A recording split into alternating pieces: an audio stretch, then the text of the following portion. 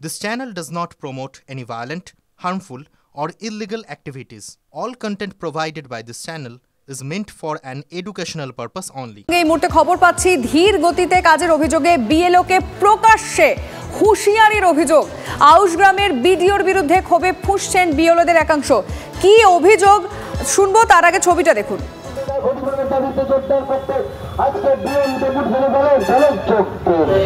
আমি আমাদের রিপোর্টার মনোতোষের সঙ্গে কথা বলতে চাইবো। মনোতোষ, বিডিওর বিরুদ্ধে ক্ষোভে ফুঁসছেন বিএলওদের একাংশ, মানে এর কারণটা কি?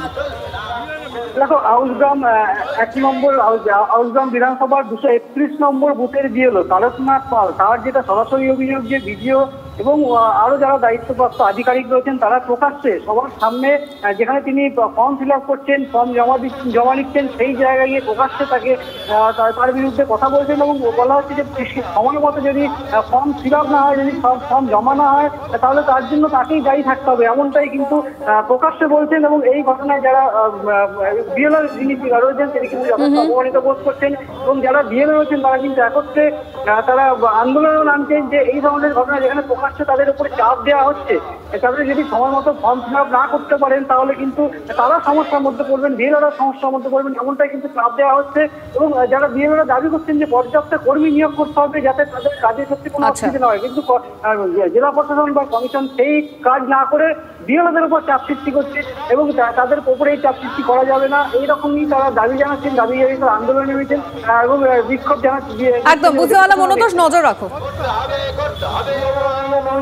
পঞ্চায়েত উপপ্রধান ইলেকশন ওসি আর বিডিও আউশগ্রাম 1, হ্যাঁ বলছে আপনার যদি ধীর গতির জন্য কোনো ভোটারের নাম বাদ যায় তাহলে একমাত্র আপনি দায়ী থাকবেন, আপনি একমাত্র দায়ী থাকবেন। সমস্ত গ্রামবাসীদের সামনে আমাকে এভাবে বলেছে, এই জন্য আমি নিরাপত্তার অভাব বোধ করছি, আমার মৃত্যুর আশঙ্কা করছি।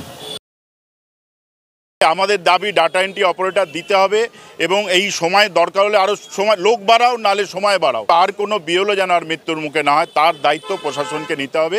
এই জন্য আমরা এসেছি এবং কিছু জায়গায় আউশগ্রামের বিডিও এলাকায় গিয়ে খেপাচ্ছে যে বিএলওকে আপনারা ধরবেন, কিছু না হলে ফর্ম না পেলে, এই না পেলে।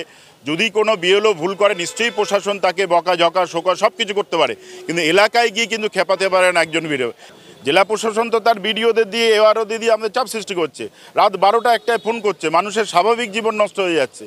এবং স্কুল এরা করতে হবে, আর স্কুলেও চাপ আছে, স্কুলও করতে হবে, মিড ডে মিলও চালাতে হবে, আবার এখানেও কাজ করতে হবে। একটা মানুষ কি 24 ঘন্টা কাজ করতে পারে? এটা কি সম্ভব? কোচবিহারের মাথা ভাঙায় দুর্ঘটনায় মৃত্যু এক বিএলওর। শীতলকুচির গোসাইহাট বিএলওর দায়িত্বে ছিলেন ললিত অধিকারী। কাজ করে ফেরার সময় গতকাল সন্ধে বাইক দুর্ঘটনায় তার মৃত্যু হয়। তৃণমূলের দাবি কাজের চাপে চিন্তাগ্রস্ত ছিলেন ললিত অধিকারী, সে কারণেই দুর্ঘটনা ঘটেছে। উনি এসআইআর কাজ করছিলেন বিএলআরও, গ্রামের বাড়িতে ছিল ওদের ডিউটি, ওখান থেকে মাথাভাঙা বাড়িতে আসছিলেন, আসার পথে অ্যাক্সিডেন্ট। মানে উনি মাথাভাঙাতে থাকতো, আর উনি মাথাভাঙাতেই থাকতেন। বিএলওদের উপর যে একটা অমানসিক চাপ যাচ্ছে, তাদের অল্প সময়ের মধ্যে 1000-1200 এই ফর্ম বিলি করা, সেগুলোকে আপলোড করা, তার মধ্যে নেটওয়ার্কের বিভিন্ন রকম প্রবলেম এবং তাদের টাইম ফ্রেম বেঁধে দেওয়া হচ্ছে, একদিনে এতজনের কে আপলোড করতে হবে তথ্য। ললিত বাবু হয়তো বাইকে যাচ্ছিলেন, তার মাথায় কিন্তু সবসময় হয়তো ঘুরছে যে তাকে এই সব টাইম ফ্রেমের মধ্যে, নির্বাচন কমিশনের বেঁধে দেওয়া টাইম ফ্রেমের মধ্যে তাকে সমস্ত কাজটা গোটাতে হবে। 55 বছর বয়সী একজন মানুষ, তিনি হয়তো এই সোশ্যাল মিডিয়া নেটওয়ার্ক সম্পর্কে খুব বেশি একটা ওয়াকিবহাল নয়, স্বাভাবিকভাবে তার এই যে যন্ত্রণা, সেই কথাই তিনি হয়তো ভাবতে ভাবতে অসাবধানবশত তার এই দুর্ঘটনার সম্মুখীন হন এবং দুর্ঘটনার ফলে তিনি মারা যান। এসআইআর এর চাপে বিএলও ছিলেন, সেটা বুঝতে পেরে উল্টো দিকের গাড়ি চালক তাকে চাপা দিয়ে দিলেন, তাকে ধাক্কা মেরে দিলেন। এই সব প্রশ্নের কি উত্তর হতে পারে? পথ দুর্ঘটনা হলেও বলছে এসআইআর এর চাপ। আমি বলছি দেখুন, এই মৃত্যুগুলো না ক্রমান্বয়ে হচ্ছে। প্রথমে কারা ছিল? প্রথমে মৃত্যু হচ্ছিল, অসুস্থ হচ্ছিল, কারা হার্ট অ্যাটাক হচ্ছিল, ভোটার। এখন হচ্ছে বিএলও। আর এই এসআইআর হয়ে গেলে ওই তপসিয়ার পার্টি অফিসে দেখবেন হার্ট অ্যাটাকের লাইন লেগে যাবে।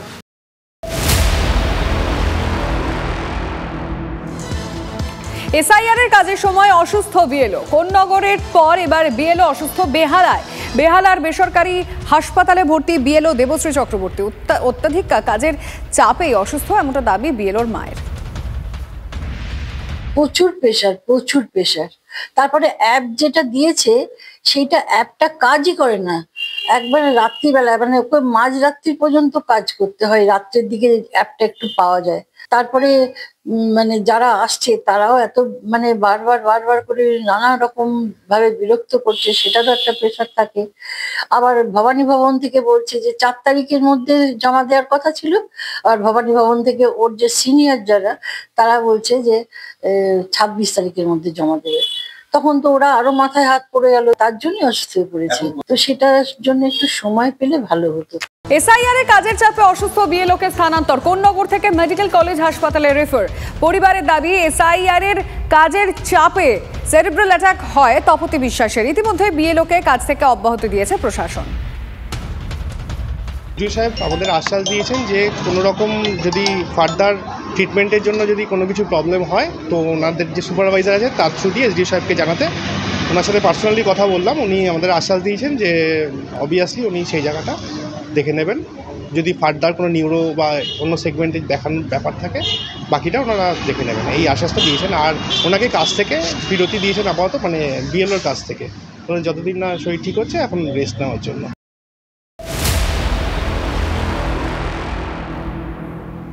মৃত বিএলওদের পরিবারকে সাহায্যের আশ্বাস রাজ্যের। মৃত বিএলওদের পরিবারকে 2 লক্ষ টাকা করে আর্থিক সাহায্যের ঘোষণা মুখ্যমন্ত্রীর। অসুস্থ বিএলওদের 1 লক্ষ করে টাকা দেওয়ার ঘোষণা করেছেন মমতা বন্দ্যোপাধ্যায়।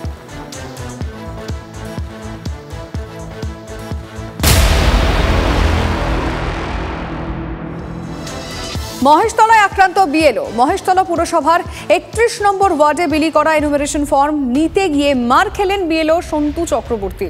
অভিযুক্ত সায়ন্তন সিনহাকে গ্রেফতার করেছে পুলিশ। ধৃতের 5 দিনের পুলিশি হেফাজতের নির্দেশ দিয়েছে আলিপুর আদালত। পরিচয় নিয়ে প্রশ্ন তুলে অভিযুক্ত যুবক বিএলওকে জোর করে ছবি তুলতে যায়। বুথ লেভেল অফিসার বাধা দিলে বাদানুবাদ হয়। অভিযোগ এরপরই বিএলওর উপর চড়াও হয় অভিযুক্ত। কলার ধরে বিএলওকে বেধড়ক মারধর করা হয়। বুকে ও পাঁজরে আঘাত লাগে। মহেশতলা থানায় লিখিত অভিযোগ দায়ের করেন বিএলও। ঘটনায় ফের প্রশ্নের মুখে নির্বাচন আধিকারিকদের নিরাপত্তা। এই কার্ড ওনাদের দেখানো হয় পরে, তা সত্ত্বেও আমাদেরকে মানতে চাইনি। আমি যখন এই আই কার্ডটা দেখিয়ে বলি আমি বুথ লেভেল অফিসার, কেন আপনাকে ফর্ম দেব, দাঁড়ান আপনার ছবি তুলবো, আমাকে আঙুল দেখিয়ে বলা হয়। তখন আমি চলে আসতে যাই, আবার ফর্মগুলো ওনার ফর্ম ওনাকে দিয়ে আমি ওনার কালেক্ট করা যেটা ছিল সেটা নিয়ে এমন সময় দৌড়ে গিয়ে আমার পেছন থেকে আমার কলার ধরা হয়, ধরে উল্টো পাল্টা আলতু ফালতু কথা বলা হয় এবং একটা ধস্তাধস্তি সিচুয়েশন। ওখানে পড়ে থাকা ইট নিয়ে প্রায় আমাদের মারতে আসে।